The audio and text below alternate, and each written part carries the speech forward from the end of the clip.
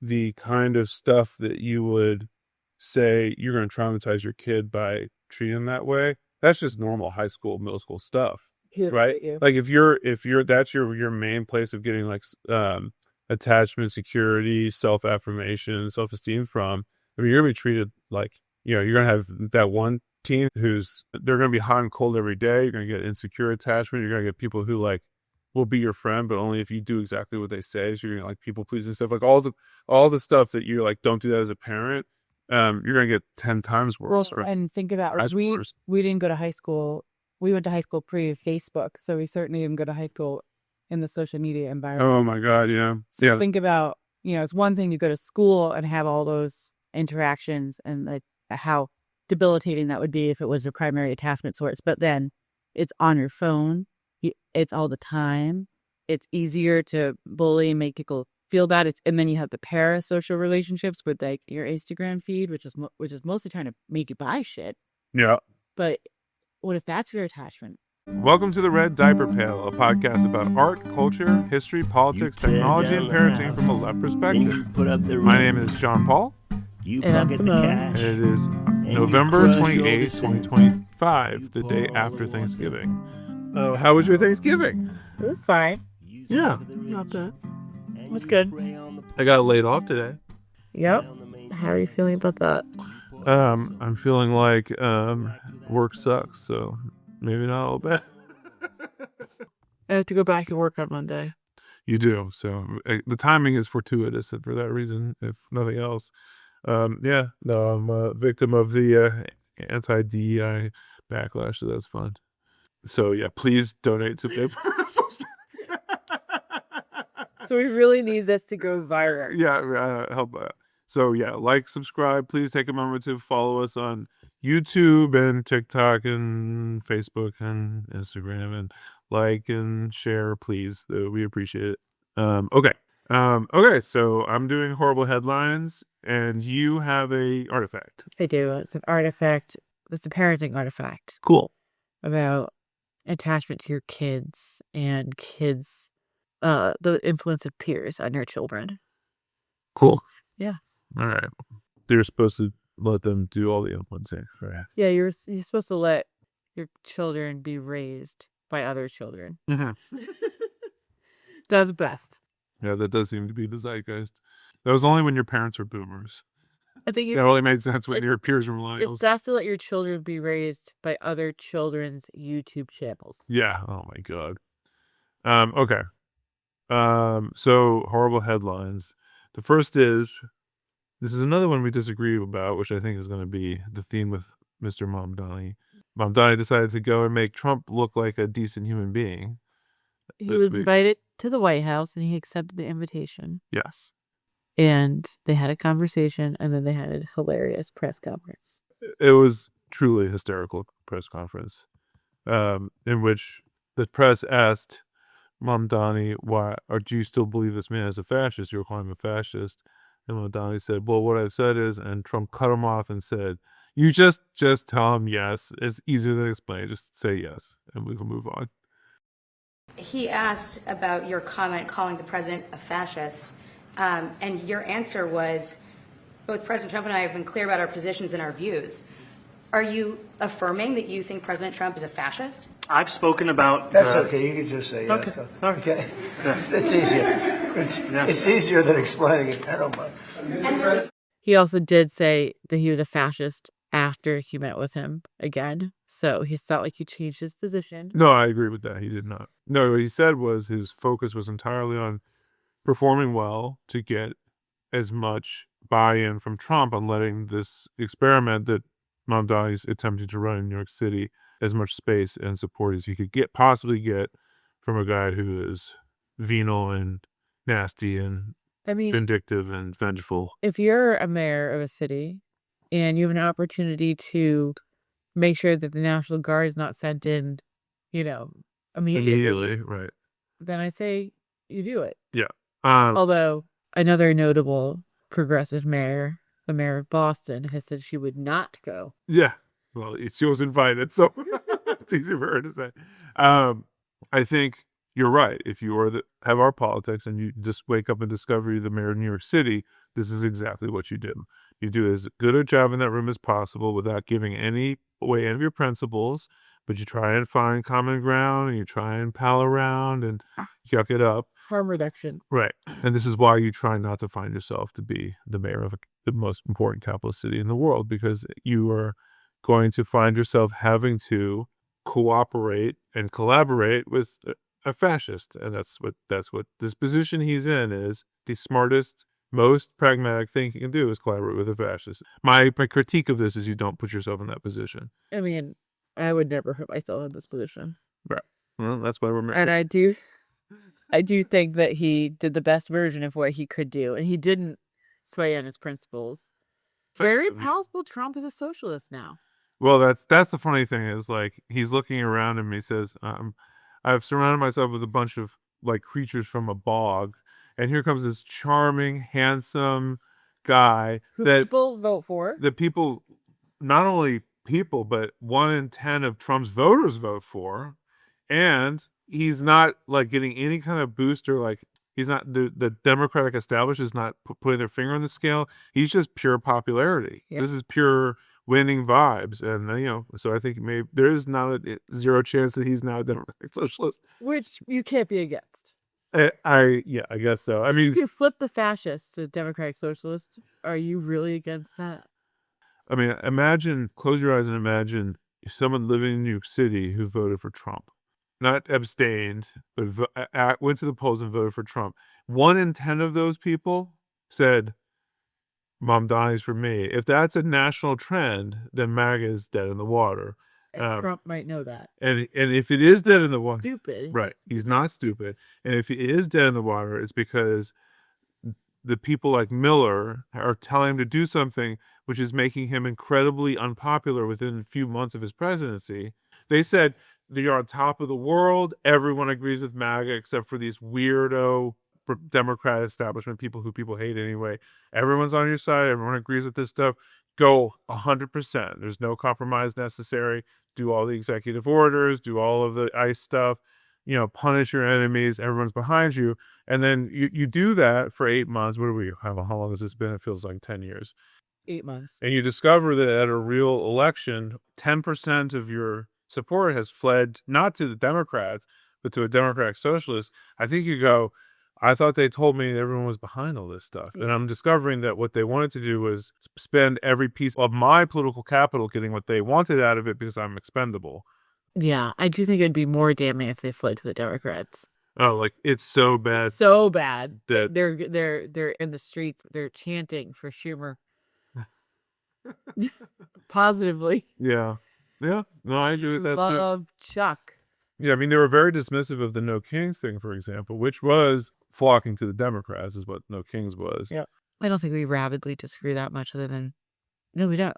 We don't want to be mayor. If we were mayor, we would have done exactly what he did. He did the best, most practical version of what he did. Yeah. And I there's guess that's true. a 2% chance that Trump is now a communist. Yeah. I mean, If that's the case, then you can't be against that. well, You're for that. You're for that. I think that it does a lot of damage to this brand of socialism to be palling around with a guy who, it was 2 months ago that he was trying to fight a legal battle in court to prevent SNAP because he wanted to take away people's health care so I badly. know. But So- what if his brain just can empty out and then just be refilled with something different? I don't think that works that way. Monster, Yeah. Frankenstein's monster. We just changed him up, just changed him over. I mean, it's a nice thought. And maybe if Zoran said, you really need to write some apology letters, and he'd be like, sure, I'll do it. Would you not let him back in? If you'll get lunch with me tomorrow, I will. I think my opinion is this country's headed towards full fascism, and this is a major step forward in that process. All right, anyway, the next, Marjorie Taylor Greene has decided to vacate her position in Congress. Yeah. It's sort of wild that she's out, or she's like done. But I think my take is she was probably forced out. Like, that she didn't leave the Epstein files alone, and she finally ended up in a meeting with Trump where they're like, get the F out, and there was some threat. There was like, your life is going to become unlivable in the following ways. Yeah. Okay. That's what my take is. Otherwise, it just doesn't make sense. I mean, we can talk about her and how naive she must be to understand, for her not to understand what she was dealing with. Yeah, I mean, all these people are scamming except for her. She like didn't realize that. She was a true believer. Yeah, I mean, she's a QAnon true believer. That's where she comes from. Oh, so she just. She believed that there was like literally a day where they're going to lock up all the pedophile cabal that runs the country. And then she was like, "Oh my gosh, the pedophile cabal is running the country." Right. And I've been supporting these people, and I thought they were all, but they literally will do anything to keep this from coming to light, including, literally burning me at a stake if necessary to keep this from coming to light. So yeah, I think she was threatened, but maybe she just was like, "Oh my gosh, this is so I can't be a part of this," and she walked away. It's possible, or that like whatever I can accomplish now is not worth the threat to my family because I have no friends and allies anymore. Everyone is against me because everyone fell in line. I mean, that's the story here. Is he said it was a hoax? Everyone fell in line. Now it's not a hoax. Now it's real, but only Democrats were involved. I don't know how that happens, but and everyone fell in line again because they're all scared to death of him. Well, if they're all scared of him, then why is he cozying up to Zoran? Because they're all scared of him. He can do whatever he wants because they're all frightened of him. So he really does want to be Zoran's friend. It's not a play. I think it might be something like the best player on your soccer team like has a knowing nod with the best player of the other soccer team. Like they have something in common. He can't relate to the rest of the team. Like these are the people who are there to make him look good. How can he respect them? Crazy. I mean, he knows, like, for example, he knows that J.D. Vance is a sycophant who's All their the career people is around going on. sycophants. He Right. picks sycophants. Right. Well, he does because that's the only people he can pick. But how could you respect J.D. Vance if you're Trump? It's not the only people you pick. You can surround yourself with non-sycophants. I mean, maybe Trump can't, because I can't imagine being around him unless you were a sycophant. He didn't surround himself with sycophants last time, and look what happened. What happened? Barr was against him.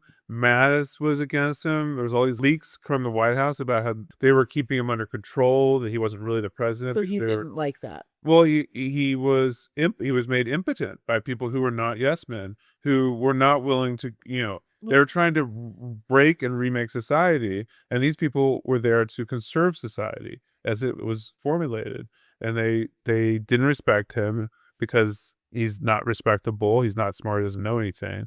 So this time he surrounded himself with sycophants because he wanted to get something done. But he still wishes there were more Zorans around. He understands who he needs working for him, but he respects the leadership of the opposition more than he respects the people beneath him. I see. Well, he certainly didn't respect Marjorie Taylor Greene. No, he certainly did not. But she's also hard to respect. I mean, Although she was brave about this. I do give her points of courage. In like a dumb way. Like, it's just so dumb. How'd you not know what you were dealing with? Yeah. But. And that's what we did by fighting so hard against the most powerful people in the world, even the President of the United States, in order to make this vote happen today. I was called a traitor by a man that I fought for 6 years for. And I gave him my loyalty for free. I won my first election without his endorsement, beating 8 men in a primary. And I've never owed him anything, but I fought for him for the policies and for America first. And he called me a traitor for standing with these women and refusing to take my name off the discharge petition. Let me tell you what a traitor is. A traitor is an American that serves foreign countries and themselves. Last but not least, 2 National Guardsmen were shot by somebody who formerly worked with the CIA in Afghanistan. Hilariously, apparently Kash Patel is promising that they're going to catch the guy responsible. They're going to figure out who it is, even though they have someone in custody. So, can you imagine that? Imagine how stupid that man is. It makes me think that it's like he's accidentally telling us something we're not supposed to know. Not to get conspiratorial. Anyways, one of the National Guard's people died, and the other one's in critical condition. Yeah. Sarah Beckstrom has died, and Andrew Wolf is still fighting for his life. This is dangerous because it is there's a lot of people in the administration who want to be opportunistic about something like this and are already really pushing hard to make this into an excuse. So what do they know about the shooter? Um, Other than he worked with the CIA. so this is what we know about the shooter. This is the AP. Leichenwall, 29, entered the United States in 2021 through Operation Allies Welcome, officials said. The Biden administration program evacuated and resettled tens of thousands of Afghans after the U.S. withdrawal from the country. He's an Afghan national. Leichenwall applied for asylum during the Biden administration, but it was approved during the Trump administration. Afghan evac said in a statement. Supporters have said there was extensive screening and that the program offered a pipeline to people at risk of Taliban reprisals. The initiative brought roughly 76,000 people into the U.S. Many had worked alongside U.S. troops and diplomats as interpreters and translators. Before arriving in the U.S., Leichenwall worked with the American government, including the CIA, quote, as a member of a partner force in Kandahar, Afghanistan, CIA Director John Ratcliffe said. So we know that he worked with the CIA in Afghanistan, and we know that he was granted asylum very recently. Yeah. This doesn't really say anything about his motives, though. They're not saying anything about his motives. Well, it's not great for the immigration case. No. So now the question is this conspiracy? Was he set up in order for them to have an excuse to go maximalist? Is that what you're wanting us to uncover? I mean, I feel really bad for the National Guardsmen. Unlike ICE, who I don't feel bad for. Yeah. The meme online is you haven't heard anything from the Proud Boys because they all work for Homeland Security. They're busy. Yeah. Yeah, she was only, the woman that was killed was only 20 years old. Yeah, but the National Guardsmen, these are people who, they probably don't have a robust critique of U.S. empire, but they're just trying to get some extra cash, trying to do some service. And they find themselves now occupying D.C., and they probably really don't fucking want to be there. These aren't like cops who like get off on this stuff, or like ICE who are like, sign me up to do evil, please. I expect that if you're a resident of D.C. and you've interacted with them, you may have some stories of them being dickheads about it. But I haven't really heard much of that. I've heard mostly that they stand around wishing they weren't there, sort of looking awkward and embarrassed, which makes a lot of sense to me. But so they're put into a dangerous situation for political reasons, and isn't being put in a dangerous position for political reasons like their job? That exactly what the job they signed up for. I don't disagree. I'd like to be in the military of the United States. Therefore, I will be put in dangerous positions for political reasons. Yeah. No, fair enough. I think anyone in the military probably has some political consciousness development that needs to happen, but so I'm not suggesting that. I'd be interested to hear more about his motives. I don't know if you'll ever hear. Barely stuff like this. Yeah. Memory hold. Yeah. Which makes you wonder, when everything's marketing and PR, how can you believe anything? You can't. You can't. But you can believe us. We're telling you the truth. What? Okay. Well, those are the horrible headlines. Okay. One step at a time. One step at a time. One step at a time.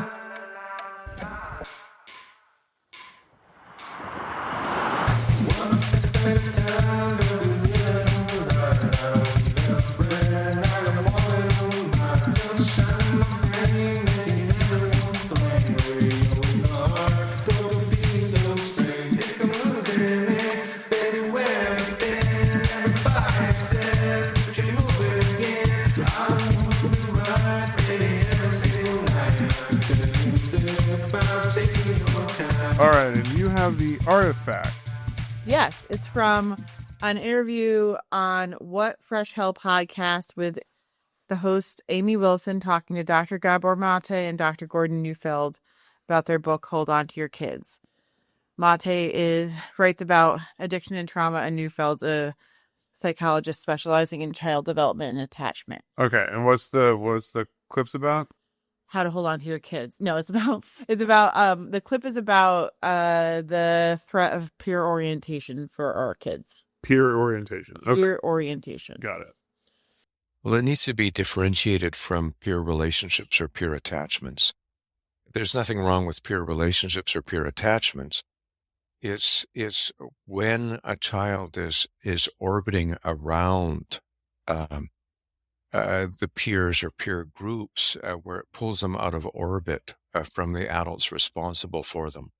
And that has profound implications, and that competes with the attachments to the adults that are responsible for them. It's sort of a being cool matters more than anything else. What the peers think of your behavior becomes more important, and you start to shape it towards your peers. Yes, well, they matter. Whether it's being cool or not would have to do with whether your peers are cool. So it doesn't really have to do with that. That would be a particular manifestation. But it definitely, peers matter more. You take your cues from your peers as to how to talk, how to dress, what's important, what's valued. You're looking to your peers for cues as to how to be and how to act. I think it's really important to add Gordon's insight, and this book is based on his insights and research, that when kids become peer-oriented, there's an automatic resistance and pulling away from the adults. So it makes parenting extraordinarily difficult because now the peer values and the peer influence show up as a countervailing force to the influence and relationship with the adults. So peer-oriented kids become very difficult to parent, and parents are then constrained and very often in society advised to use punitive or controlling or coercive methods which further envenoms their relationships. So peer orientation, quite apart from distorting child development, also undermines the basis of the family and of the parents' capacity to, in a healthy way, influence their children. So this seems to be like, at first glance, a pretty healthy dynamic. Like the family is the safe zone. Mm-hmm. Child goes out, learns how to be in the world. That's what you want them to do, is you want them to learn how to successfully navigate peers, because that's who they're going to be spending most of their life around, is people their own age trying to accomplish things out in the world. And then coming back to their like home base, but they're like complicating it, I guess, by suggesting that, I don't know, it's a strain on the relationship with the parents for them to be taking all these cues from their peers. Like there's less of a focus on how effective you are as a person in the world, and more of a focus on like where your primary attachments lie and like what's influencing you.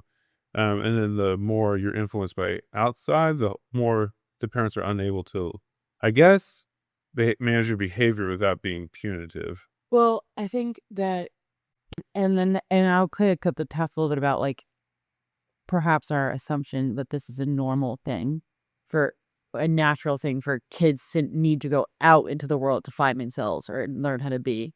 But I think that the problem isn't that kids are out in the world and having experiences with peers and learning from peers, is that their primary attachment has shifted from parents to peers, and that when that happens, there is negative developmental symptoms as well as a false sort of sense of independence, and also the relationship between the parent and child, which is very lacking. That primary attachment makes actually parenting very difficult, which was what resonated with me, because it does seem like we get fed a lot of content about all the ways that we ought to be parenting and how to manage behavior and teach emotional literacy and all of that stuff. And it seems highly dependent on attachment, but not necessarily getting at the root of how do you create that attachment and maintain that attachment in the society.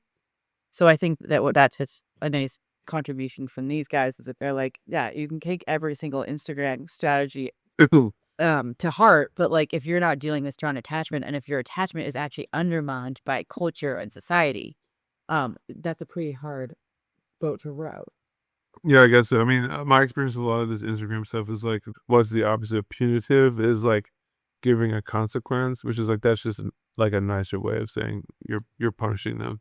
It's like it's more of a like trick of language than it is like an actual distinction in like parenting methodologies. I'm here. Yeah. Well, I will say that's not covered in the podcast, but you start reading the book and it is covered. Okay. A lot of those coercion methodologies are not supported by them, and so that would be both like punitive and whatever you want to call the sort of consequences Yeah, situation that like the nice punitive. coercive consequence. Okay. Yeah. All right, let's go back to they're about to make a point about independence and also like when this became normalized. Okay.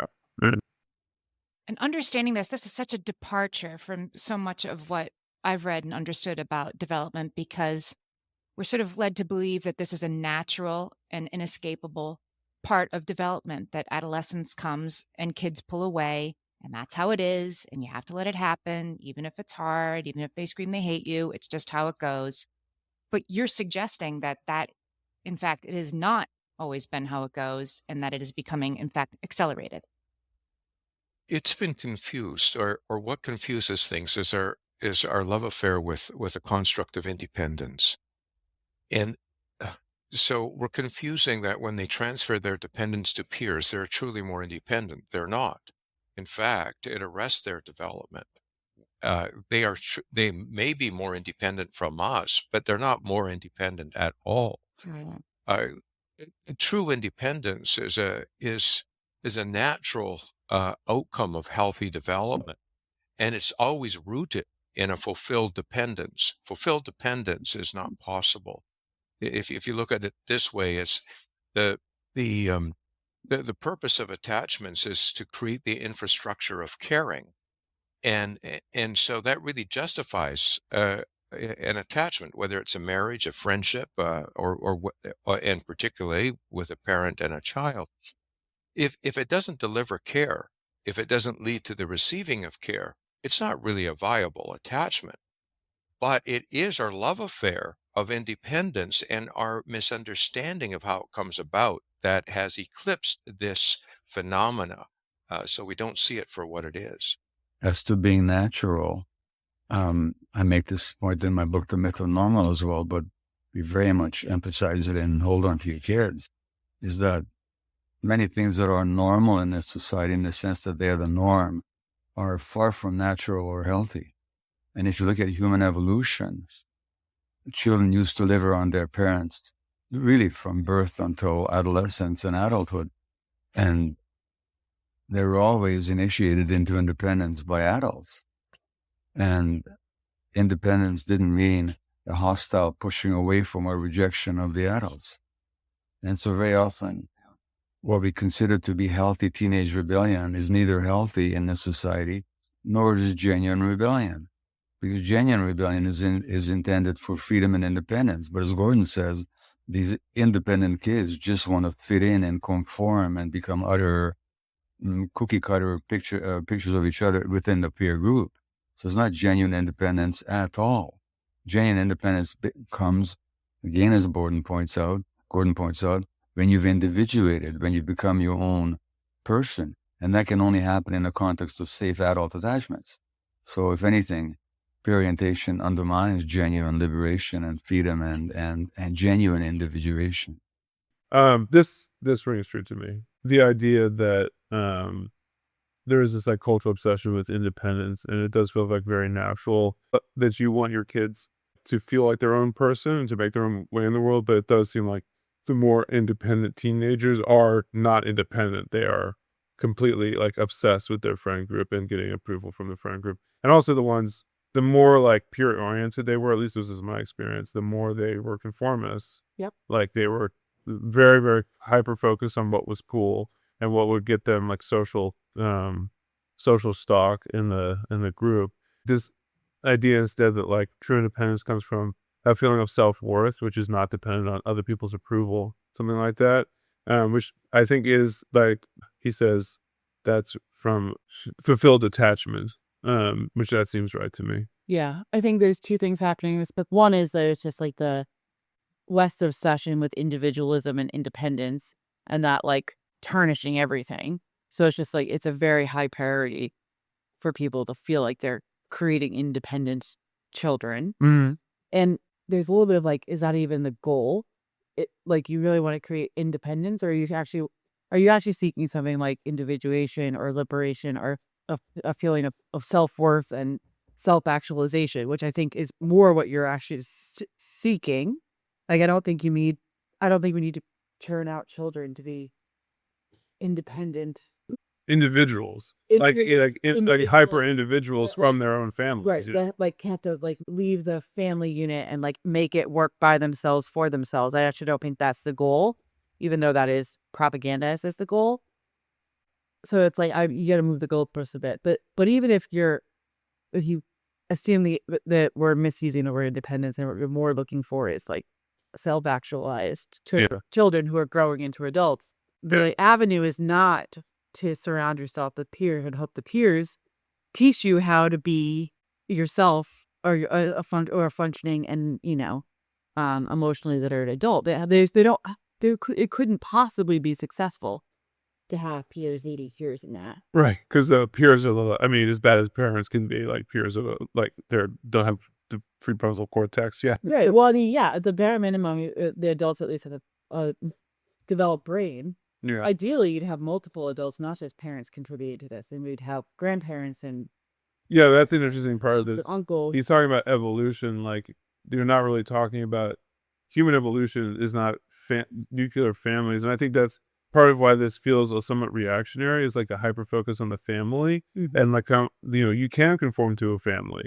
You can be indoctrinated by your family. You can be isolated by your family, and that's not independence either, or self actualization. But if he's talking about evolution, what he's talking about is like tribes, or like communities, and you're being acculturated by all of the adults in that community as well as peers, and it's not weird to have like strong all kinds of attachment to other adults, and that includes like extended family, but also like neighbors. I like this picture of being welcomed into adulthood by the elders as opposed to being pushed like through it by peers against the will of the elders in the community. That seems right to me too.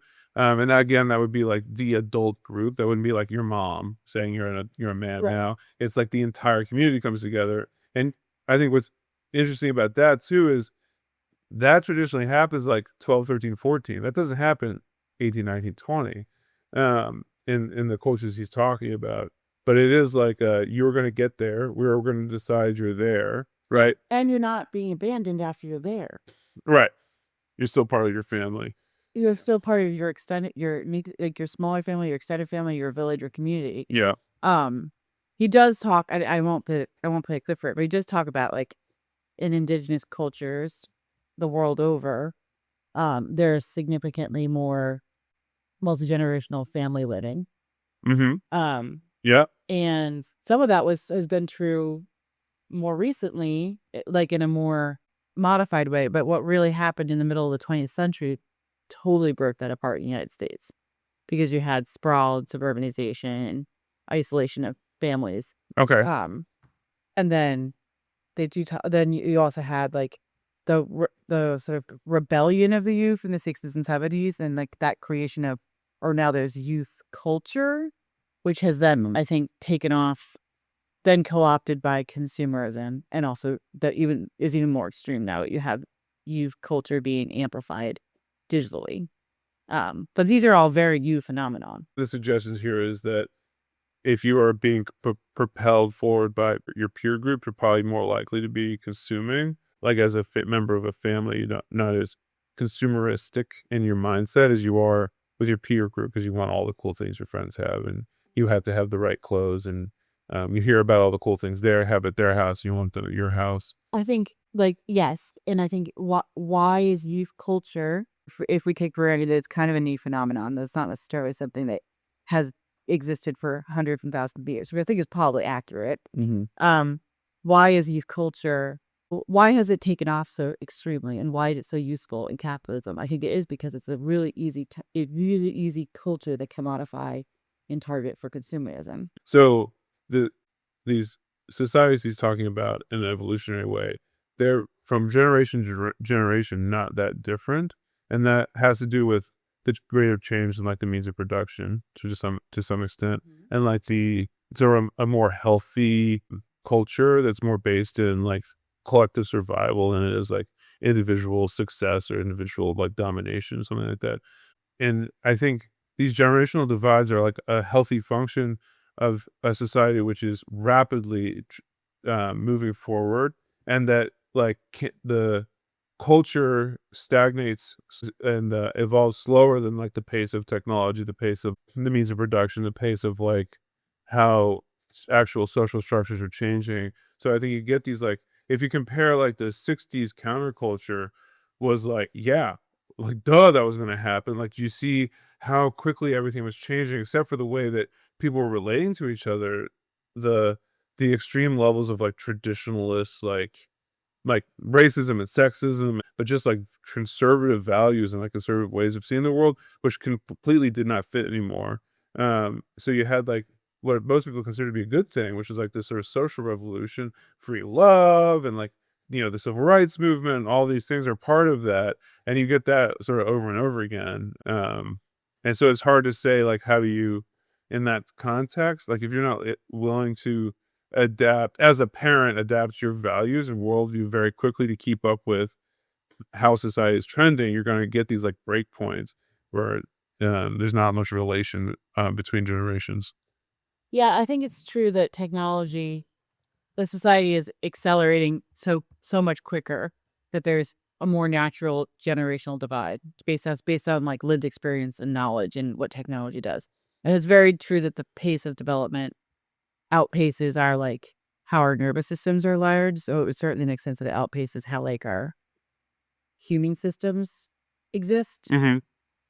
And I don't think the answer is like, oh, we have to go back to the quote unquote natural way of being. I think that's kind of, I don't mean, and I know what Gabor Maté is saying about like we shouldn't glorify the norm, but also glorifying the natural way is also a little bit problematic. I do wonder though, all this generational divide, like you started to get into with like, oh, the boomers and millennials don't get along online. Like you do wonder how much those divisions are played up and exploited to create unnecessary divisions between generations to sell ideas about identity and who and ultimately to create consumer classes. And if we had a healthier structures that allowed us to have healthier models of parent to child attachment or child to grandparent attachment or child to elder attachment, and they weren't all lost to peer attachment, I don't think you'd have that level of division. That would be much healthier to have actually like connection across the differences versus like herding all of your peers into the same direct. Like this generation thinks this generation thinks that, but that is not a useful paradigm. My guess is it'd be healthier for the generations to be able to have those conversations and differences in a healthy family or extended family or small village unit than to have what we have now, which is this sort of division across generation that alienates children from parents and children from grandparents and parents from grandparents, and then builds these like microcultures within the generation, which are for the most part used to sell stuff and get more likes on the algorithm, not to like make social change. Yeah. It furthers this idea that you have to have sameness in order to be in relationship with one another, when really you don't have to have sameness, you have to have care. What is supposed to protect a child in a wounding world is that child's attachment with a caring adult. Because when the adult matters more, the stings, the rejections, all of the wounding matters less from others, that is. And that is the natural protection. And peer-oriented children are unshielded. And again, it's the defense of their brain. These kids were incredibly defended, but absolutely stuck emotionally, developmentally, and many of them bearing 2 to 6 diagnoses that they qualified for as a result. I can only add that in my work, I work with a lot of traumatized adults, people that are really abused in childhood, had went through horrendous times. The results on physical and mental health are both horrendous and well documented. one of the impacts, as Gordon suggests, of emotional pain is a kind of emotional shutdown, an organismic self-protection against vulnerability, against pain.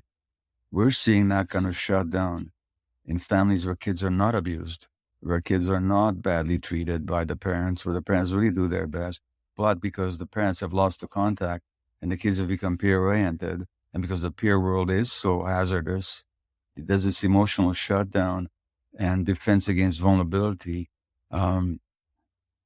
in children who have not suffered the kind of adversity that some of my patients have. Not to fearmonger. This clip sounds a little fearmongery, but I think it's useful to think about what a peer-oriented world looks like for kids. Yeah. It brings up like Lord of the Flies for me, or like children armies. Like those are particularly, or why do they choose to make children armies when they do, and what kind of behaviors do you get from those armies? That's true. I mean, this sounds right to me. The kind of stuff that you would say you're going to traumatize your kid by treating them that way, that's just normal high school, middle school stuff, right? Yeah. Like if that's your main place of getting like attachment, security, self-affirmation, self-esteem from, I mean, you're going to be treated like, you're going to have that one teen they're going to be hot and cold every day. You're going to get insecure attachment. You're going to get people who like will be your friend, but only if you do exactly what they say. So you're gonna like people pleasing stuff, like all the stuff that you're like, don't do that as a parent. You're gonna get 10 times worse. Well, and think about worse. we didn't go to high school.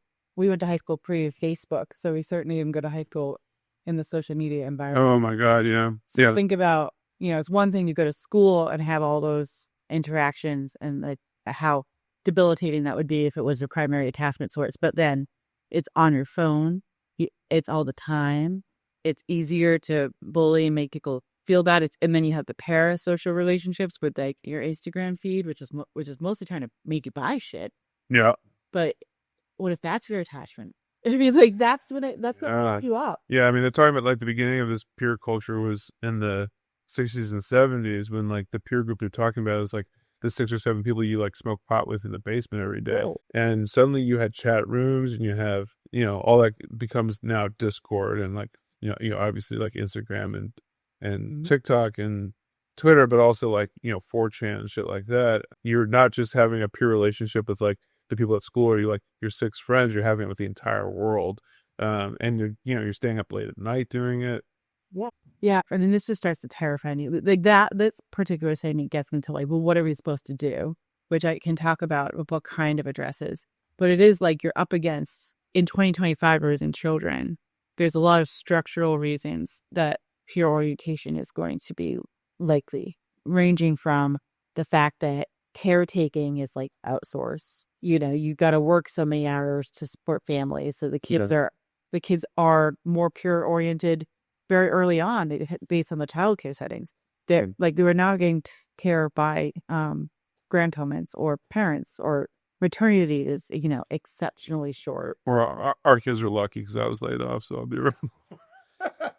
Well, and then you have to talk about the cell phone and the relationship that parents and children have with the screen. Oh, yeah. And how that gets in between them and their attachments. Yeah. How many kids have an attachment to the back of their parents' cell phone? So, I have a real problem with this myself. And what is that teaching them? It's at least teaching them that something on the phone is always going to be more important. And what's on the phone? Are there peers on the phone? Is consumerism on the phone? I mean, think about what that's firing their brain. Yeah.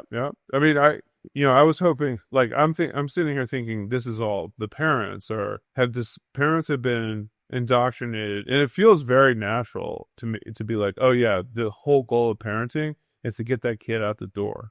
That's certainly what we've been taught. And you're saying the answer is not just don't parent them, like don't push them out the door. Like it's not the parent's orientation that's going to make the difference here. So I think no, I don't think so. I think the parent orientation is important.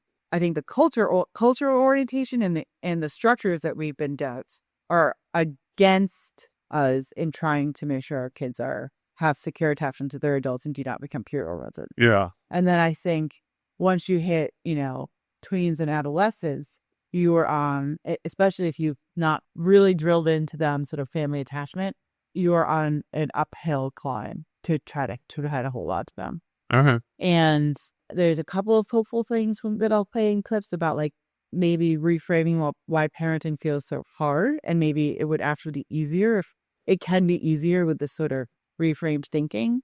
But I think there's a runaway train here with social and digital media, and also like peer culture's on steroids in this culture, Yeah. or youth culture is on steroids in this culture. Yeah. And this goes back to Dr. Spock, who talked about the tyranny of the infant who wanted to be picked up. And his response was, just walk out, shut the door on the crying infant. Well, any mother or father who's tried to do that, their heart is breaking, but they're doing it because they're following the expert advice. That shuts down their own parenting instinct. It's our And own so now pure we're orientation. no longer, Yes. sorry, I missed what you just said. It's our own pure orientation. Well, I want the doctor to think that I'm being a good parent, so Yeah, I'm going to override my own partly instinct. it is. Partly it is, yeah. And partly it's our own helplessness in the face of a society that stresses us so much that we're looking for any kind of easy way out. I talk a lot about our loss of confidence as parents to be the answers to our children.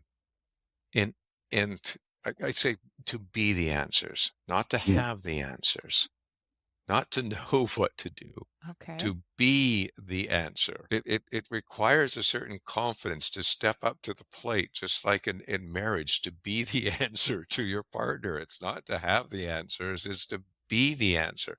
Mm. And the relational needs of children, they don't go away. To be invited to exist in another's presence, to be delighted in, to be significant to belong to. These are relational needs that are with us as humans for as long as we live. And this was, to think that these should be used against a child was ridiculous. They should be fulfilled, and who was to be the answer? I'd have so many parents coming to me and say, like, I feel embarrassed. My 12-year-old is still looking to me to be his answer. He should be looking to his peers. And you'd hear so many parents say this, and you are very fortunate indeed. And what is hell, so to speak? What is hell is that when you've lost both the confidence and the ability to be the answer to your child, because there's no fulfillment there anymore. It's work. Yeah. Yeah. I mean, the cry out stuff always seemed kind of crazy to me. Definitely anti-instinctual, but also like, why is there so much effort being put to convince parents that this is the way they need to? Because they need to work. Yes. That's why, because they need to work. This is a adaptation, a social adaptation to the demands of a 9-to-5 schedule. When both parents have to work. Right. Yeah. Yes. Well, and like on that note, like if you're going back to like early human social relations, both parents might very well be working, but they sure as hell aren't showing up for a boss at 9 o'clock in the morning. Like they're working, but they're also raising their kids, and that's understood as work. And they're working and sleeping and working some more and taking care of kids. And they're up for a lot last night, so they're not working as much that day. Like they're not. Yeah. Also, this is like is another social adaptation. Was if you're exclusively breastfeeding the babies because that's the only way the babies can eat, then that's going to impact your sleep schedule significantly. Yeah. And that we live in a culture where that's not the only way to feed a baby now. So it has shifted people's expectations, I think, around sleep. But if your schedule was made up around feeding and caring for the babies, it had to have been accepted that you're up every 3 hours, which means you're going to adapt your sleep schedule or your rest schedule for the rest of the day. Yeah. And it's not that, I mean, we can get into like if it's anti-instinctual and anti-attachment and anti-healthy for a baby to cry it out. But I think what's most alarming is how hard it's freaking pushed by experts and how much it preys on parents' confidence and sense of ability and sense of success, which causes them to seek a certain type of successful parenting that looks a certain way and also buy a lot of products. Yeah. And you can really sense like, we have both felt pretty desperate for sleep, having to work jobs. And you can imagine how much worse it is when you're not working from home at an email job, but you're doing like you're at an oil fryer for 8 hours. Right. And like how impossible it feels to be up all night and do that. Yeah. Yeah. I mean, I didn't work in home for the first couple of babies, but Yeah. it's very difficult. Yeah, me either. And then, but I really like what they talk about with this crisis of confidence for parents and what that does to your sense of efficacy as a parent. Yeah. Because you would get to this point where it's like, I'm inundated with expert advice and I'm not doing anything right. And I need more expert advice and more consumer products in order to parent, which of course is the wrong treadmill to be on. Yeah. And all my instincts are wrong. They're making things worse for my kid. Right. My instincts like to hold on to my kid as opposed to letting them go, like be themselves in the world is wrong. My instinct to like pick them up and make them feel better when they're crying is wrong. They're supposed to do that themselves, some shit like that. Right. So it's undermining attachment early on. It's undermining your own resources to provide for your child, provide what your child needs early on. Yeah. Which is driving you, in fact, probably away from attachment with your child because it's creating more stress, more anxiety, more seeking of the answer outside of the relationship. One thing I'm thinking about too is like my direct service experience is in mentoring. And there's a lot of research that shows like how fucking important mentors are, particularly for high risk kids. And I always thought of it as like, here's someone outside the family who is in favor of you as a person, who's invested in you as a person. That's a huge booster to the child's self-esteem, regardless of really what that person's doing. As long as they sort of are composed enough to authentically care about the child, it like makes a big difference. And now I'm thinking like, yeah, unlike a peer, an adult is going to be able to care about the child at the exclusion of their own needs. Yes. Right? Like you're going to be able to be devoted to a child, even if it's just for like a few hours, much more than a peer is going to be able to do. It's not special because it's outside the family. It's special because it's an adult. Yeah, that's what it is. It's special because it's an adult. And it's not special because they making you feel good about yourself. It's special because they can like be attending to you and be like, I need to put my own like needs and wants and what I'm getting out of this. And like, that's the main danger in mentoring relationships is when the adult shuts down because they're not getting the emotional feedback that they want out of it. The kid isn't making them feel good about themselves or making them feel like appreciated enough or something like that. That's what really fucks up. And actually those can do more harm than good. And just imagine what a 12-year-old goes into those relationships with, right? Yeah. And out guarded, I mean, a lot of it is being guarded because they think of it, I guess they're expecting like peer dynamics. Right. Because they really want to love you, but they need to trust you somewhat that you're not going to like take off on them or throw it in their face somehow. And then once they get some trust that you're going to be consistent and have some sort of devotion to their well-being, they really do open up very quickly. So do you think that this line of thinking is counter to ideas around like free range parenting, or Jonathan Haidt's ideas that we've gone too far towards like safety and we should be sending our kids out into the world to play until 9 p.m. until the streetlights come on? I don't know if that familiar with Haidt's work. But free range parenting. Yeah. I can imagine what free range parenting Yeah. I mean, I guess that a lot of the questions are in the details of like, what is the prescription here? Because I think there's an argument to be made that like the extent of attachment isn't that connected to the amount of time, right? And your orientation, I can easily imagine like adults who work 12-hour days, but they're absolutely devoted to their families. Like the few hours they get with their families is all their emotional attention and energy is, and they're doing the other stuff because it's important for their survival. The adults can do all of that, but the kids are not.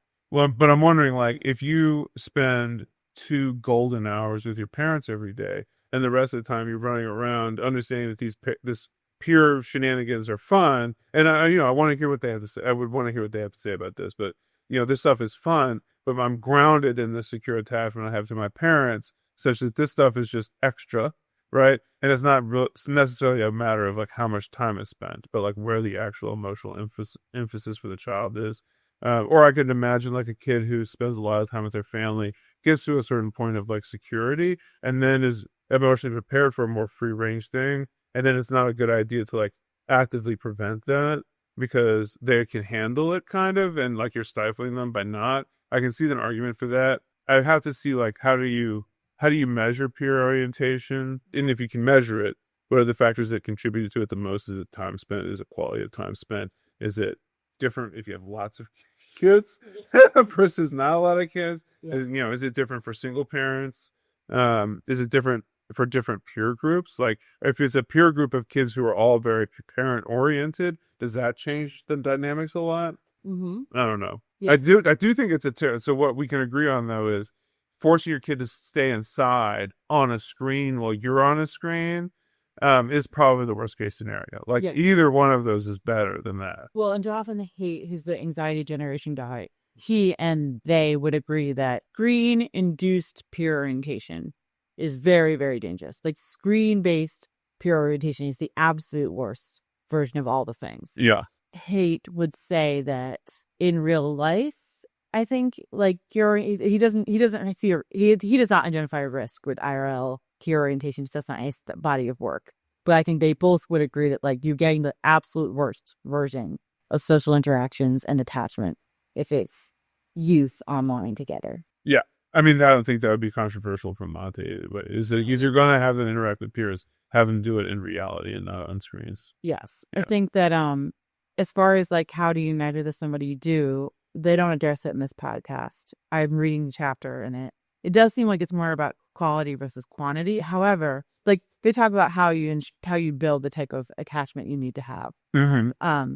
And what that looks like in managing kids' behavior and what that looks like in being in a relationship with kids. They talk about having really structures and limits and regulations about how much time there's peer orienting. Because for a couple of reasons. Because it's like in the way they're framing it is it's like you're battling for your kids' attention and time and attachment, and you can't be treated passively, whether or not that's true or not. Okay. And they also say that, like, they're saying, like, if your kids are primarily attached to you, the feedback loops are going to walk them. They are not going to be constantly chasing being out with peers, because a lot of that is like when you see kids hour after hour, minute after minute, like really wanting to be out with peers or engaging with peers, is because they're chasing something that they can't get, a certain type of attachment. And that if that's not the case, if they're securely attached to the family unit and the parents, their time spent won't be that extreme.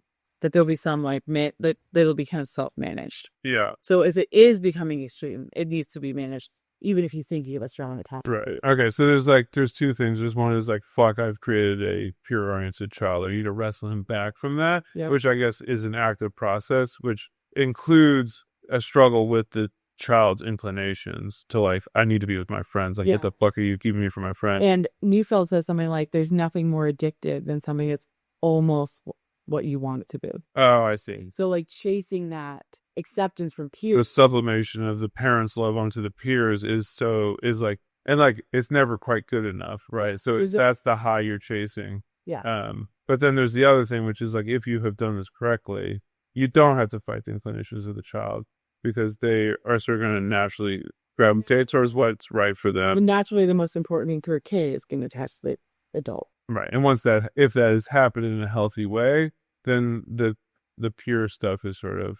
And according to Neufeld and Maté, if that's happening in a healthy way, parenting is easier, behavior management is easier, cooperation is easier, because these kids, the kids and the grown-ups, these parents and children are wired where the most important things to the kid. They bring us delight and connection that we can't possibly get any other way. So we look at them with a twinkle in their eye and they feel warm and fuzzy, and suddenly cooperation's happening. Right. So this is not that my parent is the most important thing to me, therefore I will do what they say to keep them happy because I need them. That's an insecure thing. This is like, it makes me feel good to be part of a cooperating household. What we have noticed and what people have said, which I absolutely think is true based on our experience, is that kids save their worst behavior for home, because that's where they feel the most secure in being and like de-stressing, or at least like showing all the problem behaviors that they've been keeping under lock and key at school. I guess as far as the behavior management stuff, I guess I'll have to see it to believe it a little bit. We're gonna try it, right? Well, yeah. I mean, I don't know that the societies that Maté is talking about evolutionary were like unpunitive in their behavior management. Right. So, and I like, again, like it seems to me that the more secure the child is, the more they're like, they're more likely to indulge in the parts of them that like need to express like negativity or dysregulation or like exhale, I guess, from the day with like some problem behaviors, things like that. Or like the more attached they are to you, the more likely they'll be like, I really don't want to do that. So no, what are you gonna do for it?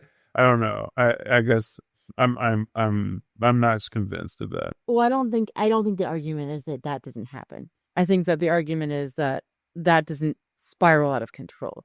That like you're gonna have pushback because that's part of what a human does. That they're like a human will have counter will, and children definitely had it. Yeah, And they're going to have burnout, certainly Archel have it. and they're going to have limit testing behavior, and they're going to have all this stuff. And with a very healthy attachment, you have a lot more tools to ride that out in a very calm way that doesn't spiral out of control. I mean, not tools, but like a grounding. Yeah, not I guess like a vibe that's more healthy to like ride it out. And the framework for the parenting is I'm prioritizing relationship over behavior and relationship over compliance. So that also shifts what the parent is coming in looking for and doing. Yeah. So no, Well, you're not going to have angelic behavior, but the idea is you're not going to have like completely combative, non-cooperative, like power struggle. hateful Yeah. relationship. Hateful. Well, seriously, I mean, like they both of these people are clinicians, they have anecdotes throughout the book of like kids that have just completely, that it's all broken down, that there's nothing left of that relationship that's positive. Yeah. All right. So like there's a big distinction here being drawn between like cooperation and coercion. Coercion is cooperation is I want to do this Yeah. for whatever reason, and coercion is I feel like I need to, either because I'm scared of even voicing my not wanting to do it, or because I'm people pleasing. Yeah, or I'm don't want to do it, but I'm being made to by threat of something else that's more important to me. Yeah. One of the I haven't finished this chapter, but it's not as concrete as I'd like, because I'm looking for the Instagram script that I'm supposed to get to get tools and tactics to parent.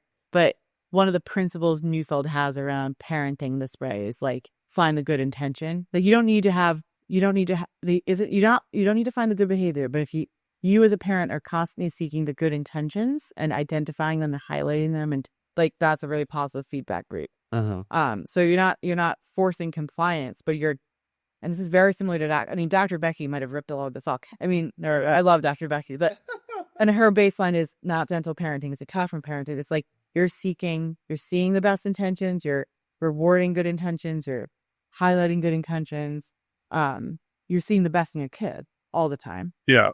And that is not to force compliance. That is to build a strong kid and a strong relationship. Right. The other thing here, though, is like, and Maté touches upon this, mostly because this comes from his other work, but like, if you have really stressed out parents, economically stressed, physically stressed, emotionally drained, and you have structures that emphasize youth culture and consumerism and individualism, and structures that take women away from their babies early on and make people work all the time, and have daycare and school be more about behavior management and housing kids the cheapest way possible for 8 hours a day. Like those are structurally, how do you parent your way out of those structural issues?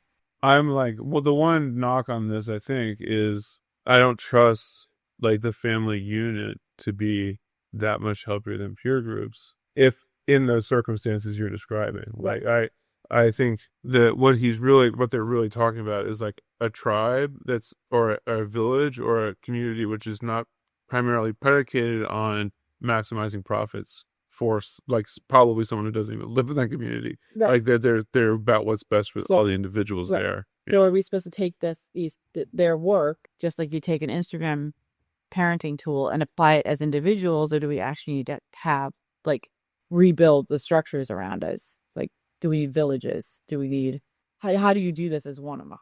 I think, I mean, the answer to this as a therapist who has encountered over and over again that the real answer for people is a social structure which doesn't exist, is that you help give people as much information as possible so that they can make the best of a number of bad choices, and also provide enough like knowledge and agency that they can strive for a circumstance where the not the ideal maybe, but like the actual good choice can lie. Yeah. Right. And that's what they're doing here is they're sort of recommending, they don't probably see it this way, but they have enough awareness of like the role of the community as like the context in which early humans evolved to understand the difference between that, like a nuclear family that like emerges out of like the World War II, like dishwasher, clothes washer society, and and then have enough skepticism. Like,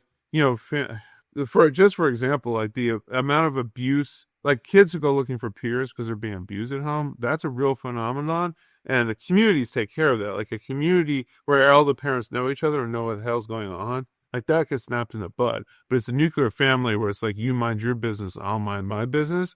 That's where abuse happens. And that's where those are the kids who are going to be better off seeking peer relationships. Or, peer relationships are an escape in that case that I'm not saying they shouldn't seek. The peer relationships also can't fix that the way a community could fix it. Yes. I mean, what they're describing, and they don't talk about this in these terms, either because they're not Marxist or they don't want to out themselves as Marxists, but they're talking about dismantling industrial social reproduction. There's a very important feminist, Sylvia Federici, I never say her name right, who talks about this. She talks about it as a form of enclosure, where the capital encloses what used to be the communal types of care. Okay. And how the family functioned. And it kind of encloses it and forces a nuclear family.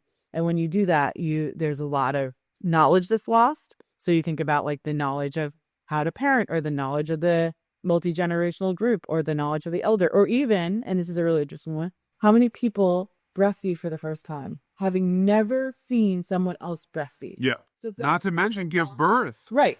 So that's a loss of experience and knowledge that's part of this sort of closure of the family and caregiving into enforcing nuclear. And those are nuclear families can be really dangerous units because the isolation is really dangerous. And you're right. Like kids in those units can be severely abused, especially if they're isolated with therapy attachment. Yeah. Right. So. Yeah, or think of the number of LGBTQ teens that are homeless, right, because of the family like mismatch with values. Like these are things which they would agree with, and they're talking about like quote unquote normal families or something like that, which is that's like there's a lot of critique to be made of the nuclear family, which they're not going to be making in this because they're recognizing that the alternatives to that are much worse, and I think I agree with that. Yeah. There's just like neither one is ideal. Well, I for think sure. they're saying, I don't think they're saying we're going to go all in on the nuclear family. I think they're saying we're going to go all in on parents and adults. I mean, that's what it comes in. And children having that being the primary type. Multi-generational, networks of multi-generational individuals, which includes grandparents and uncles and neighbors and stuff, and teachers, coaches, things like that. And they're trying, I can say, like, trust yourself that you can do this, and also sort of saying, like, best of luck because the structure is around you suck. Yeah, and they're going to push them. Yeah, that's another thing. I mean, think about the kids who they will always remember that one coach. Oh, yeah. And that's more than any friend. I remember that one coach who like took the time to take an interest in them and how much of a difference that made in their lives. Well, remember people who have a story about like one teacher that like totally shifted their trajectory. And like, thank you to teachers, because they do that for hundreds, thousands of kids over certain teachers over their career are that person for so many kids. Yeah. I mean, that's a school system is honestly a better way of serving up adults than a nuclear family structure because they're accountable. Their like behavior is much more public and accountable. Well, there's a lot of there's major problems with how our education system works. Yeah, underfunded and stuff. I mean, it's essentially a prison pipeline. Yeah. I mean, it's not teaching, it's not being like, let's make sure we had individuated, liberated children. It's saying, let's make sure we have controlled masses. Yeah, it's saying, one, we need a population of people who can work, which means they can follow orders and endure. And then we need a population of people that go right to jail. Right, we need that. We need a smaller population of people who can think, because we need managers and researchers and stuff like that. But the majority are either people who can wait in line and do tedious tasks, or people who understand that they can't expect more from life than going to jail, and that'll be just what it is. I mean, a school could be an avenue, which is not our space. Yeah. All right. So on that note, Jeez. I mean, you know, I like the line that you are you Are the answer? don't have to have the answers for your kid. You are the answer. I like that. Meaning what? That like your presence and Yeah, just being that. This is the sort of, and this is important for me as like an anxious millennium mom, where I'm like, we must figure out answers. Find me the answers so I can fix this. It's probably a good mantra for me to just be like, short circuit that. yeah, I'm the answer. I don't need to figure out what the answer is. I'm the answer. Well, maybe for me it shouldn't be I'm the answer, because I'm like, am I doing it right? But more like just Be present. be present. Yeah. Which of course you can also fuck up if you look at your phone. And you, Dude. or if you're like me, you'll be looking at your phone before you even realize you picked it up. Trying to end on a happy note. The happy note is, if you know us, no, we're not doing play dates. Kids are never leaving the house again. We're just knowing family first here. No one's allowed in. No one's allowed out. Yeah, we're doing. I'm going to start. I'm freshly unemployed. I'm going to start homeschooling. This is great. This is a great. This isn't necessarily the happy note, but there is another thing that I wanted to, is relates to this. This was like, we're going to do family first, but there's research that says if you spend too much time around your kids, it raises the cortisol of you and your children. I don't think that's just because we're shitty parents. I think maybe that's because you're not supposed to do it all alone. No, I need to see that study. I mean, I agree that you need to share with some other adults, but like if they're doing just American parents, then there's nothing to be gleaned of that. That's true. Yeah.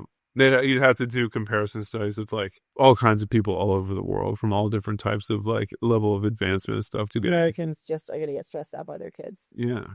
I mean, yeah. The way that parents are, once they have time to spend with their kids, are going to stress out their kid, and the kid is going to then stress them out. Yeah. I see. Because okay. Well, we're not ending on a happy note.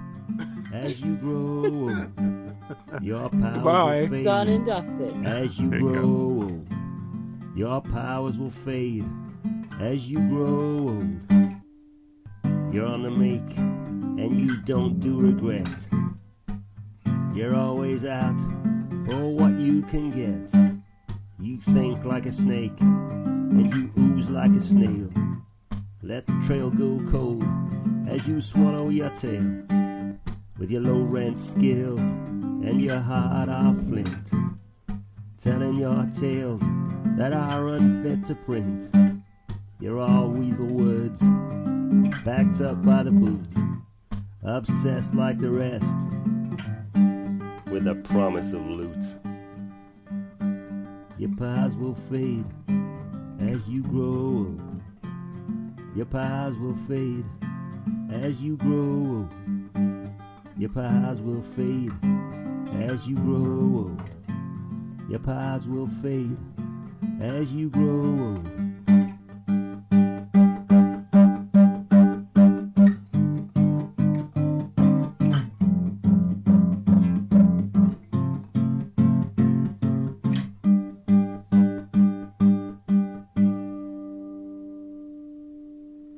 You demanded the sea, it obey your commands. You grab at the land with both of your hands. But candles will burn and time will reveal all that you've done and the money you steal. The suffering you're causing gives you no pause for thought. You got your claws in the dead summer's heart. Birds will return as the birds always do. When they come home to roost, they'll feast on you. Your pies will fade as you grow old. Your pies will fade as you grow old.